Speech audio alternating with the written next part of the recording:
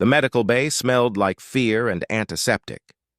Dr. Caney had seen many patients in his 20 years working on Omega Point Station, but nothing like the creature sitting before him now. The Catherian warrior called Vel should have been terrifying to look at. 8 feet tall with purple armor plates covering his body, 4 powerful arms ending in razor claws, and compound eyes that could see in multiple spectrums. His species ruled half the galaxy through pure military might, but this one was broken. Vel's armor plates were cracked and dull. His hands shook constantly. His eyes darted around the room like he expected an attack at any moment. When orderlies brought his food, he would flinch and cover his face. The other alien delegates whispered about him in the corridors. How could one of the galaxy's greatest warriors become so afraid? The answer came when the Galactic Council decided to interview him. 5 different alien species sent their best military minds to hear what Vel had to say. They gathered in a small conference room with white walls and soft lighting. The delegates took their seats around a circular table. Vel sat across from them, his 4 arms wrapped around himself like he was trying to disappear. Commander Torx of the Reptilian Empire spoke first. His green scales gleamed under the lights as he leaned forward. Vel of the Catherian fleet, you were part of the attack on human space 6 months ago. We need to know what happened out there. Your fleet went dark for weeks. When you returned, most of your ships were destroyed and your surviving crew members were changed. Vel's compound eyes focused on something far away. When he spoke, his voice was barely above a whisper. You want to know about the humans, about what they did to us. He paused, and his whole body shuddered. I wish I could forget. The crystalline delegate, her body made of living crystal that rang like bells when she moved, shifted in her seat. Our intelligence reports suggested humans were a minor threat, a young species with basic technology. How could they damage a full Catherian battle fleet? A sound escaped from Vel that might have been laughter, but it was full of pain. That's what we thought, too. Command gave us the mission like it was a training exercise. Pacify one human colony world. Show them who rules this galaxy. We had 200,000 warriors. They had 50,000 farmers. He stopped talking and stared at his clawed hands. The delegates waited. They had learned not to rush him. When Vel was ready, he continued. The world was called Kepler 438b. Just a farming colony on the edge of human space. When our scouts first saw it from orbit, it looked so peaceful. Green fields, small cities, basic defenses.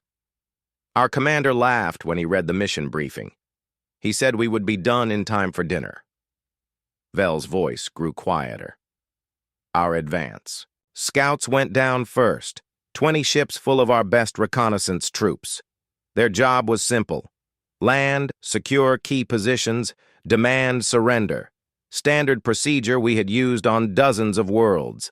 The gaseous delegate, a cloud of sentient vapor contained in a mobile chamber, pulsed with different colors as he spoke. What went wrong with your scouts? Nothing went wrong, Vel said, and his eyes met theirs for the first time.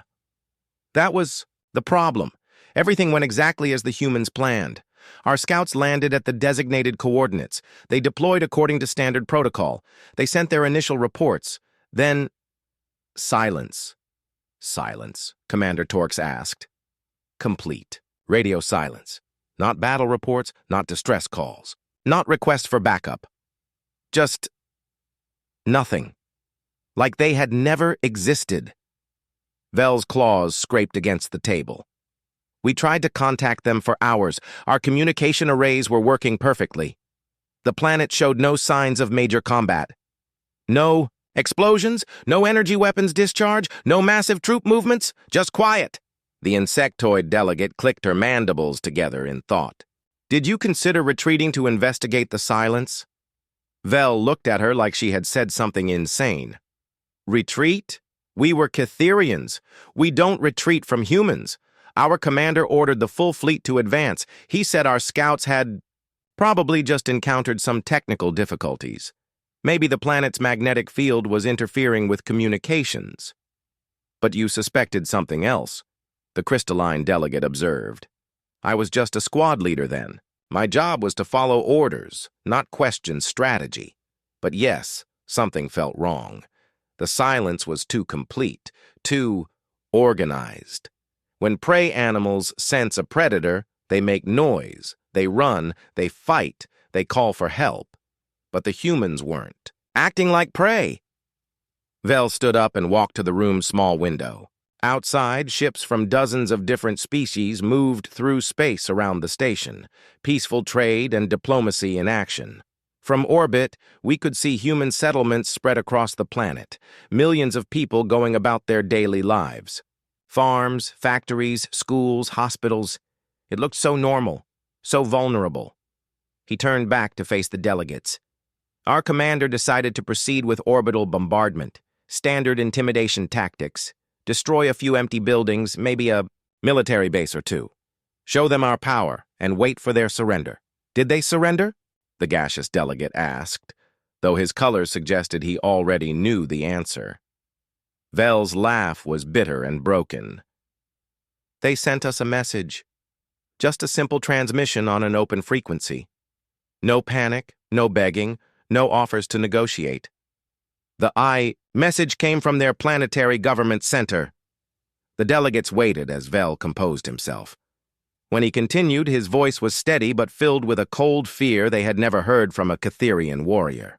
The message was from someone called Governor Adams.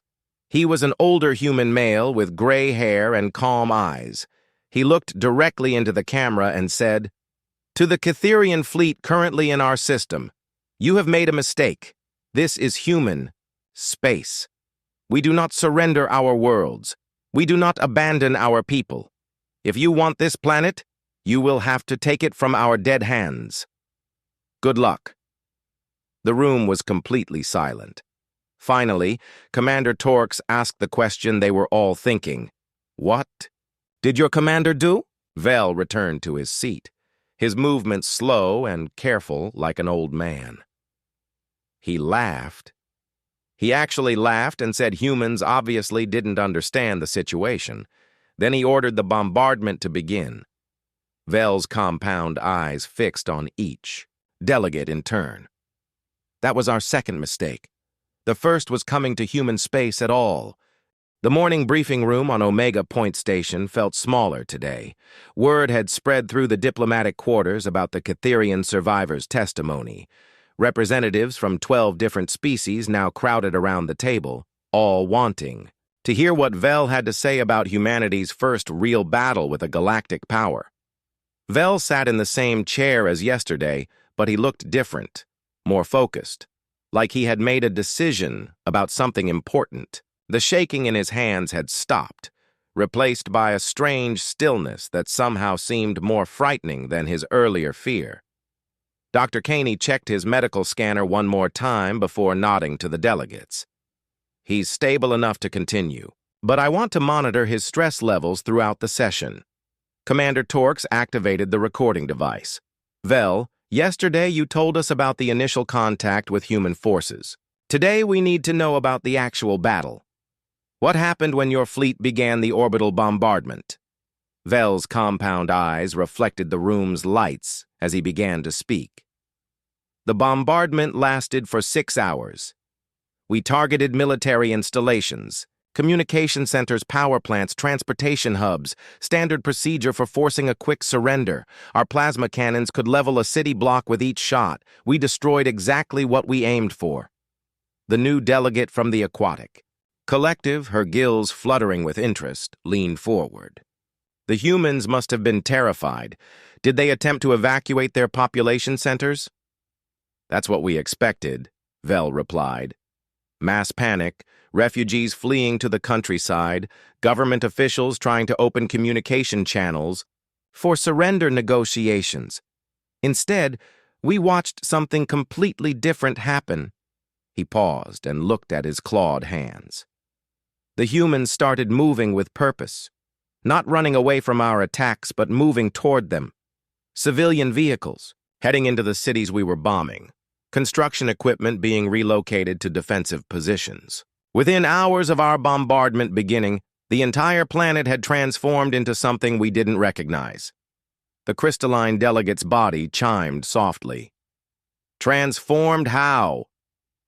They turned their whole world into a weapon, Vel said simply. Mining equipment became artillery.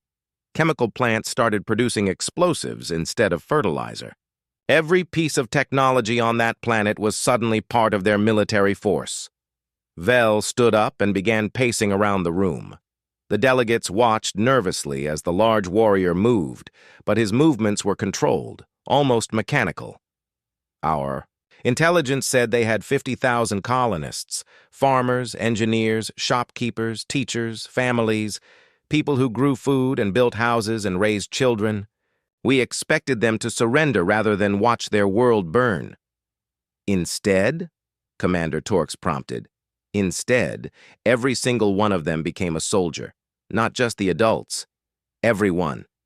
I watched through our scopes as human children, some barely, old enough to walk, practiced loading ammunition and setting explosive charges. Elderly humans who could barely stand were teaching weapon maintenance to teenagers. The gaseous delegates' colors shifted to deep red, indicating shock. Children? They used their young in combat? Vel stopped pacing and faced the group. They didn't use their children in combat. The children volunteered for combat. There's a difference. When our ground forces finally landed, we found families fighting together. Parents and children working as tactical units, grandparents passing down military knowledge like family recipes. The silence in the room was complete. Finally, the insectoid delegate clicked her mandibles together nervously.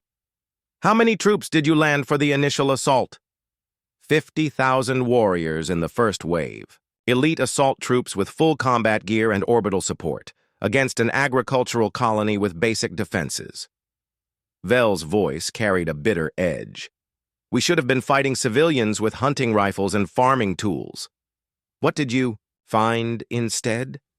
We found humans who had spent the 6 hours of bombardment preparing for war, not hiding, not fleeing, not surrendering, preparing. Every farm had been turned into a fortress. Every barn contained weapons and ammunition. Every field had been rigged with explosives and traps. Vel returned to his seat, moving like each step caused him pain.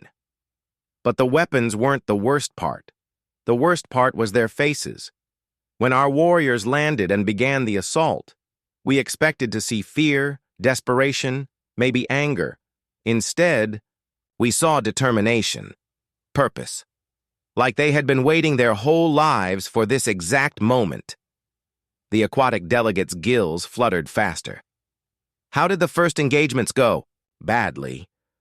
Our first landing site was supposed to be a secured area near their capital city. Intelligence showed it as an empty field suitable for establishing a command base. When our troop transports touched down, the field exploded. Vel's voice became clinical, like he was reading from a military report. The entire landing zone had been undermined with explosive charges. Not military explosives, agricultural chemicals, mining charges, industrial solvents mixed with metal fragments from farm equipment. 30 transport ships destroyed in the first 5 minutes of ground operations. How many casualties? Commander Torx asked quietly. 8,000 warriors dead before the battle even began. But that wasn't the message the humans were sending. The explosions were precisely timed to leave survivors, wounded, confused, angry survivors who would radio back to the fleet about what had happened. The crystalline delegate chimed with confusion. They wanted survivors to report back. They wanted us to know that this was intentional, that every death, every trap, every ambush was planned and executed by people who understood exactly what they were doing. They wanted us to be afraid. Vel looked around the room at each delegate. And it worked. After the landing zone disaster, our remaining ground forces were ordered to advance more carefully. Standard urban combat protocols, sweep and clear operations, house-to-house searches. How did that go? the gaseous delegate asked, though his colors suggested he dreaded the answer. We never found a single non-combatant on the entire planet, Vel said, and his voice was completely flat now.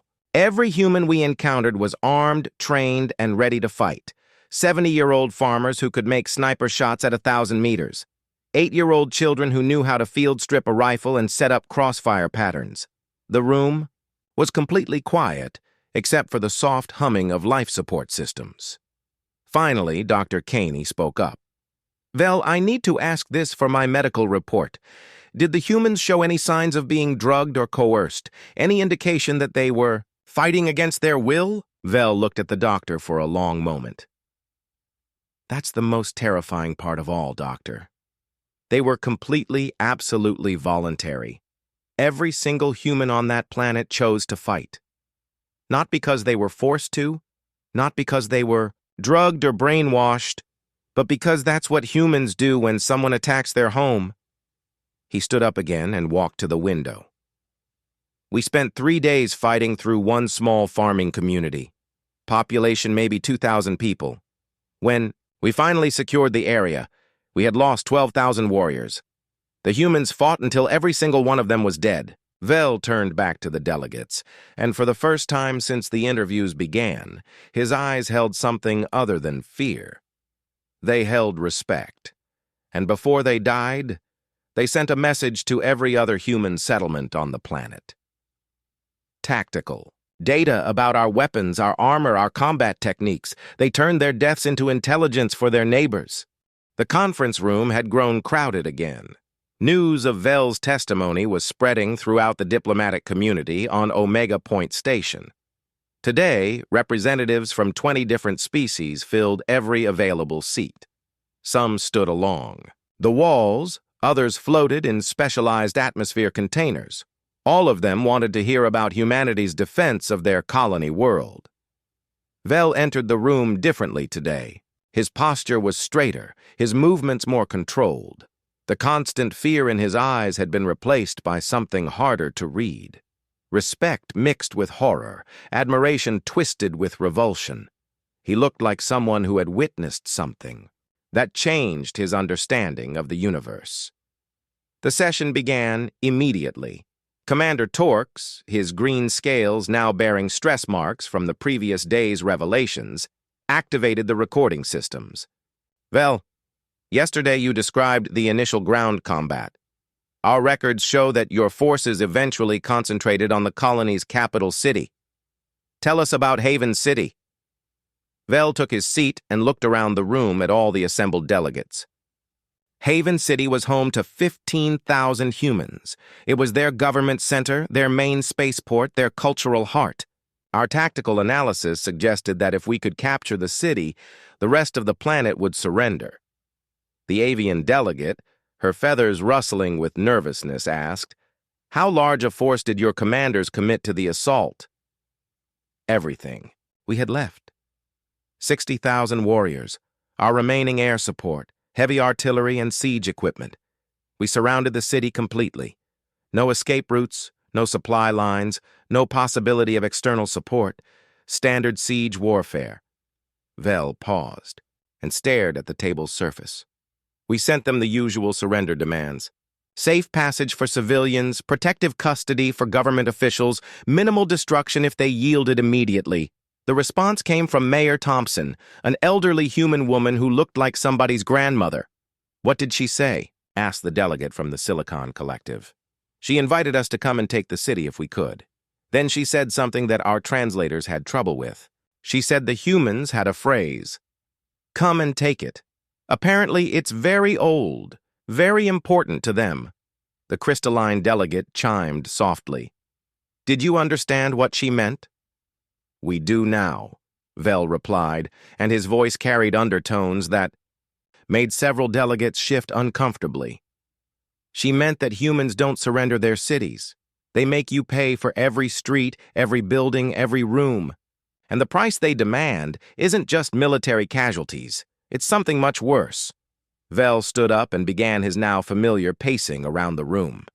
The siege began with standard bombardment, soften the defenses, destroy key structures, create chaos among the defenders. But the humans had spent weeks preparing for exactly this kind of attack. Preparing how? Commander Torx asked. They had connected every building in the city with underground tunnels. Not just military tunnels. They had repurposed subway systems, sewer networks, utility conduits, even natural cave systems. The entire city had become one giant fortress with hundreds of hidden passages. The gaseous delegates' colors shifted through shades of confusion. Underground movement is a common defensive strategy. Why was this different? Vel stopped pacing and looked directly at the delegate. Because they weren't using the tunnels to hide. They were using them to hunt us. When our forces entered the city, we expected to find humans barricaded in buildings, fighting defensive actions from fixed positions. Instead, we found that the humans could appear anywhere at any time. Guerrilla tactics, observed the insectoid delegate. Hit-and-run operations. No, Vel said firmly. Guerrilla tactics are about avoiding enemy strength and striking at weakness. What the humans did was different. They would identify our strongest units, our most heavily armed formations, and attack those directly. Not to win conventional battles, but to inflict maximum casualties before withdrawing. The room fell silent as delegates processed this information. Finally, the aquatic representative asked, "That sounds like suicide tactics. Were they trying to die?" "That's what we thought at first. Suicide attacks to damage our forces. But we were wrong. The humans weren't trying to die. They were trying to teach us something." Vel returned to his seat and looked around the room. On the third day of the siege, my unit was moving through what had been the city's shopping district. 15 highly trained Catherian warriors with full combat gear and support from aerial drones. We were hunting a group of human fighters who had been harassing our supply convoys. "Did you find them?" asked the Silicon delegate. "They found us. 5 humans, ages ranging from maybe 16 to about 50. 2 males, 3 females. One of them was injured and moving with a limp. By all military logic, we should have eliminated them easily." Vel's claws scraped against the table surface. The battle lasted 4 hours. When it ended, 12 of my warriors were dead. The 3 survivors, including myself, were wounded and our equipment was destroyed. All 5 humans were killed, but they had accomplished their mission, which was to show us that every human death would cost us more than we could afford to lose. But more than that, they wanted us to understand that they weren't afraid of dying. They were afraid of living as slaves. The room was completely quiet except for the soft sounds of various species breathing and life support systems. Vel continued his account. By the end of the first week, we had lost 30,000 warriors to a force of 15,000 humans. Our casualties were mounting faster than we could process the wounded. But the humans' numbers were dropping too. We thought we were winning a war of attrition. "You weren't?" Commander Torx asked. "We were winning battles and losing the war. Every human who died took detailed intelligence with them about our tactics, our weaknesses, our troop movements. They had somehow created a communication system that worked even during active combat. Every lesson learned by dying humans was immediately passed to every surviving human." Vel looked around the room again. "But worse than that, we realized that the humans were fighting better as their numbers decreased. Not worse, not desperately, better. Like losing their friends and family wasn't breaking their spirits, it was making them stronger. The avian delegate's feathers were now standing completely on end." "How is that possible?" "Because humans don't just fight for themselves. They fight for their dead. Every human who fell became a reason for the survivors to fight harder, smarter, more ruthlessly. They carried the memories of their losses into every battle." Vel's voice dropped to almost a whisper. "On day 10 of the siege, we captured a human fighter. A young male, maybe 20 years old. He was wounded and couldn't escape when his unit was overrun. Our interrogation specialists tried to extract information about human defenses and troop positions. Did they succeed? He told us everything we wanted to know. Locations of weapon caches, tunnel entrances, command posts, civilian shelters, everything. He answered every question completely and honestly. The delegates looked confused. The crystalline representative chimed, "That doesn't sound consistent with human behavior, as you've described it." Vel's compound eyes focused on something beyond the room's walls. "That's what we thought too. So we acted on the intelligence immediately, sent strike teams to every location he had identified, found exactly what he said we would find. Then why do you sound troubled by his cooperation? Because 3 hours after our strikes began, we realized that every piece of information he had given us was exactly what the humans wanted us to know. Every cache we hit was empty but rigged with explosives. Every tunnel we entered led to carefully prepared ambush sites. Every command post we attacked turned out to be a trap." The room was completely silent now. The young human had sacrificed himself, his own people's trust, and his personal honor to feed us false intelligence. But he did it so perfectly that we never suspected we were being deceived. He died in our custody before we realized what had happened, but his sacrifice allowed the humans to eliminate another 8,000 of our warriors. Vel stood up one more time. "That's when our commander decided that Haven City couldn't be taken by conventional assault. The humans had turned their own city into a weapon designed specifically to kill us. Every street was a killing ground. Every building was a fortress, and every human was willing to die to make sure we paid the highest possible price for every inch of ground." "What did your commander decide to do?" "He ordered complete destruction of the city from orbit. Level everything, kill everyone, leave nothing standing. If we couldn't capture Haven City, we would erase it." Vel looked around the room one final time. "That's when we learned what humans do when they can't win." The diplomatic quarter of Omega Point Station buzzed with nervous energy. Word of the previous day's testimony had reached the highest levels of galactic government. Emergency sessions were being called on dozens of worlds, trade routes to human. Space had been quietly suspended. The galaxy was beginning to understand that everything they thought they knew about humanity was wrong. Vel entered the conference room to find it packed beyond capacity. Delegates from nearly 50 species crowded into every available space. Some attended via hologram from their home worlds. Others had traveled across the galaxy specifically to hear his testimony. The air recycling systems worked overtime to accommodate the different atmospheric requirements of so many diverse life forms. Dr. Caney performed his standard medical check, but Vel waved him away impatiently. There was something different about the Catherian warrior today. A sense of urgency, like he was racing against time to deliver a vital warning. Commander Torx called the session to order. "Vel, yesterday you told us that your commander ordered the orbital destruction of Haven City. What happened next?" Vel didn't sit down. Instead, he moved to the room's large viewing window and stared out at the peaceful traffic of diplomatic vessels moving through space. The orbital bombardment began at dawn on day 15 of the siege. Every ship in our fleet opened fire simultaneously. Plasma cannons, particle beams, fusion bombs. We threw everything we had at that city. "How long did it take to destroy it?" asked a delegate from the Machine Collective. 6 hours to reduce every building to rubble. Another 2 hours to make sure nothing larger than a small vehicle remained intact. When we finished, Haven City was a crater 20 miles across and half a mile deep. The liquid delegate, speaking through a translation device, bubbled a question. "Were there any survivors?" Vel turned from the window to face the assembled crowd. "No. 15,000 humans died in those 8 hours.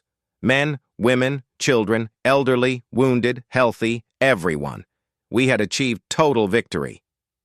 "Then why?" asked the crystalline representative. "Do you sound like you're describing a defeat? Because that's exactly what it was. We just didn't understand it yet." Vel began his familiar pacing, but faster now, more agitated. "Our commander was pleased with the results. Total enemy casualties, 0 survivors to cause future problems, and a clear message sent to other human worlds about the price of resistance. Vel stopped in the center of the room, surrounded by delegates from across the galaxy. We spent 3 days cataloging the destruction and preparing to move on to other human colonies. Standard post-battle procedures, damage assessment, casualty reports, equipment inventory. What did you find during your assessment? Commander Torx asked. At first, exactly what we expected. A dead city, destroyed infrastructure, no signs of life. But our technical team started noticing irregularities. Radiation signatures that didn't match our weapons, chemical traces that suggested controlled demolitions, heat patterns that indicated fires had been burning for hours before our bombardment began. The room was completely quiet as delegates absorbed this information. Finally, the gaseous representative asked, "What did these irregularities suggest?" That the humans had been destroying their own city even before we started bombing it. Not randomly, not in panic, but systematically. They had spent the final days of the siege eliminating everything they considered valuable. Vel resumed his pacing. We found the ruins of hospitals where medical staff had destroyed their equipment and eliminated their supplies rather than let us capture them. Schools where teachers had burned their libraries, factories where workers had sabotaged their own production lines. Why would they destroy resources that could have been useful to their own defense? Asked the avian delegate. Because they weren't thinking about defense anymore. They were thinking about denial. If they couldn't keep their city, they would make sure we gained nothing from taking it. Vel stopped at a wall display showing star charts of known space. Human territory showed as a small cluster of systems on the galactic rim. But the physical destruction was just the beginning. Our intelligence teams found something in the ruins that changed everything. What did you find? A data transmission facility that had been operating throughout the entire siege, hidden in the city's deepest basement levels, shielded from our sensors and protected by multiple redundant power systems. The humans had been broadcasting continuously for 15 days. The Silicon delegate's mechanical voice carried notes of concern. Broadcasting what information? Everything. Complete tactical analysis of our forces, detailed breakdowns of our weapons and armor, psychological profiles of our command structure, strategic assessments of our strengths and weaknesses. They had turned their entire defense into one massive intelligence-gathering operation. Vel touched the star chart, highlighting the small human systems. But they weren't just gathering intelligence. They were broadcasting it to every human world in their territory. Real-time tactical data, updated continuously throughout the battle. Every human colony now knew exactly how to fight Catherian forces. The implications hit the assembled delegates like a physical blow. Several species representatives began talking urgently to their aides. Others activated private communication systems to contact their home governments.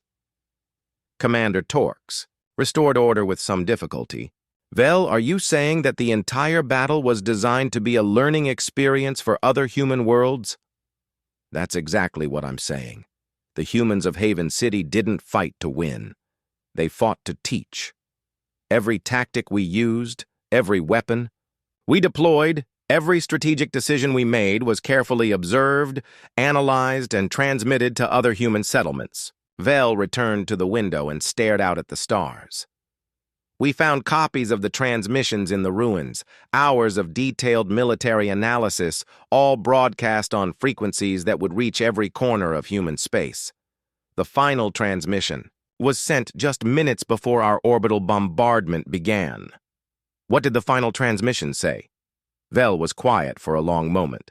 When he spoke, his voice was barely audible.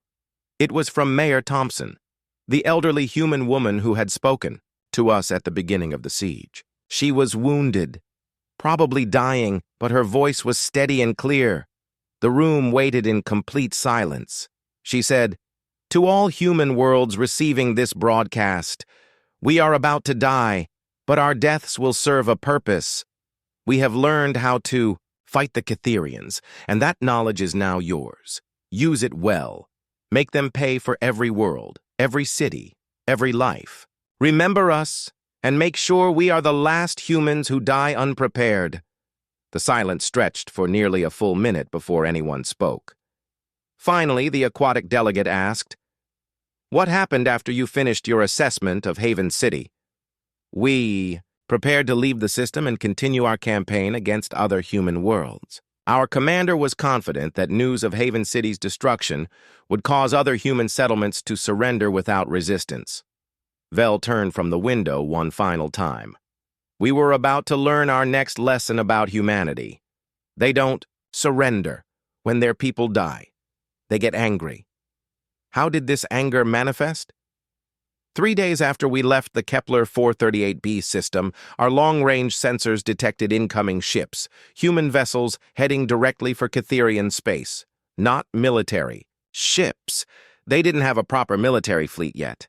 These were civilian vessels. Cargo haulers, passenger transports, mining ships, exploration craft, anything that could mount weapons and carry a crew. The Machine Collective delegate processed this information with mechanical precision. How many ships? Over 2,000. Vessels from more than 50 human worlds. Each one broadcasting the same message on all frequencies. This is for Haven City. This is for our dead. No mercy, no quarter, no survivors. Vel looked around the room at all the assembled representatives. That's when we realized that destroying Haven City hadn't ended the war. It had started a new one. And the humans weren't interested in winning territory or capturing resources anymore. What did they want? Revenge. Pure, simple, absolute revenge. They wanted to teach the galaxy what happens when you kill human civilians. The room erupted in concerned conversations as delegates realized the implications. Vel waited for quiet to return, then delivered his final statement for the day. The fleet that destroyed Haven City numbered 200,000 warriors when we entered human space. When those civilian revenge ships found us 3 days later, we learned what humans are capable of when they're not defending their homes. We learned what they do when they're hunting. He paused and looked at each delegate in turn. Of the 200,000 Catherian warriors who attacked the human colony, fewer than 30,000 survived our encounter with human revenge. And that was just the beginning. The security briefing room felt cold despite the warm air flowing through the vents. Admiral Chen of the Galactic Defense Coalition sat across from Vel, her weathered face showing the strain of months spent trying to understand the human threat. Behind her stood advisors from 6 different species, all of them looking like they hadn't slept in weeks. Vel looked different again today. The broken fear was completely gone now, replaced by something that might have been acceptance, or maybe resignation. He sat perfectly still as medical sensors checked his vital signs one final time. "This is our last session," Admiral Chen said quietly. "My superiors need to know everything before they make their final decision about humanity. What happened after the Revenge Fleet battle?" Vel's compound eyes focused on the Admiral.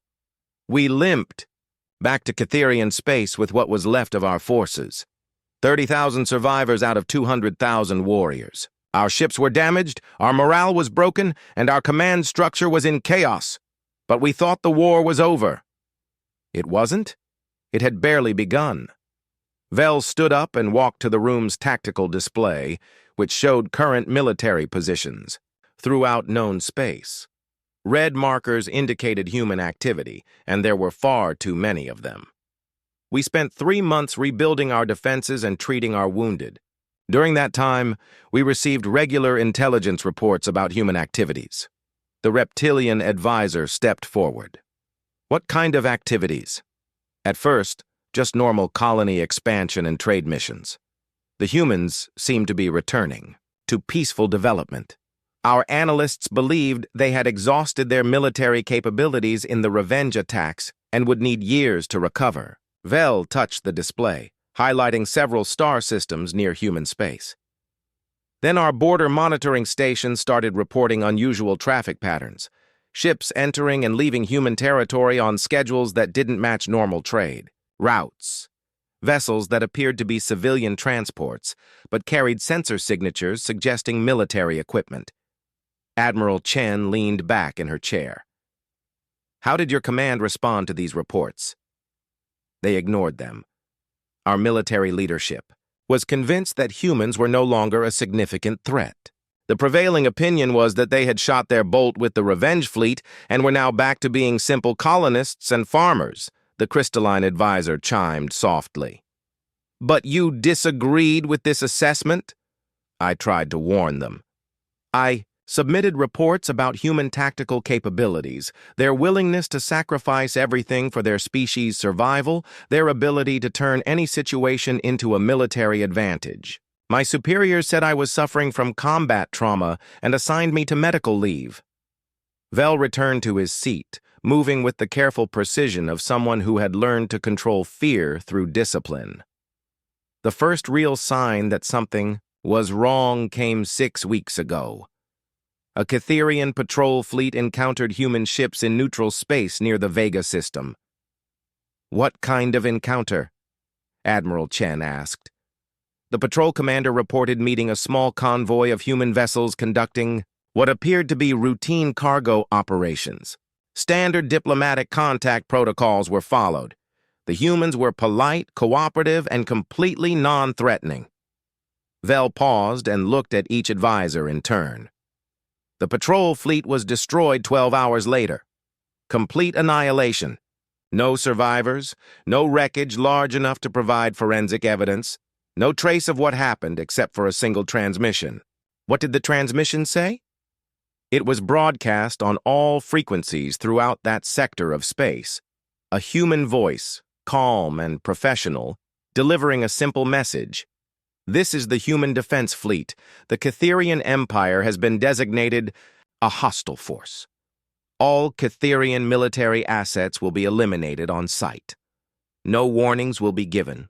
No quarter will be offered. The room fell silent, except for the quiet humming of life support systems. Finally, the gaseous advisor asked, "How large was this human defense fleet?" That's what we tried to find out. Intelligence estimates suggested maybe 50 to 100 converted civilian vessels, similar to the revenge fleet we had already encountered. Our command decided to send a proper military response. Admiral Chen's face had gone pale.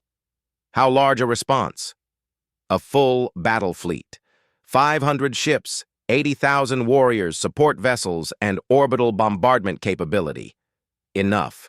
Firepower to sterilize a dozen worlds. The mission was simple. Find the human fleet and destroy it completely. Vel stood up again and began pacing around the small room. The battle fleet reached the Vega system 4 days later. They found the human defense fleet waiting for them in perfect formation around the system's primary star. How many human ships? Our sensors counted exactly 1,000 vessels. But these weren't converted civilian ships anymore. These were purpose-built military vessels using technology we had never seen before. Advanced hull designs, weapon systems that didn't match any, known specifications, defensive capabilities that seemed impossible. The reptilian advisor's scales shifted color, indicating extreme stress. Where did humans acquire such advanced technology? They didn't acquire it. They built it. Using the tactical data they had gathered from every engagement with Galactic military forces, humans had designed ships specifically optimized to fight against known alien military capabilities. Vel stopped pacing and faced Admiral Chen directly. But the ships weren't the most frightening part. It was the battle itself. Our fleet commanders expected a standard engagement, formation fighting, coordinated tactics, the kind of space combat that had been used throughout the galaxy for thousands of years. What happened instead? The humans fought like nothing we had ever encountered. Every ship operated independently, but as part of a larger plan that seemed to anticipate our every move. They didn't try to defeat our fleet in direct combat. They systematically dismantled it.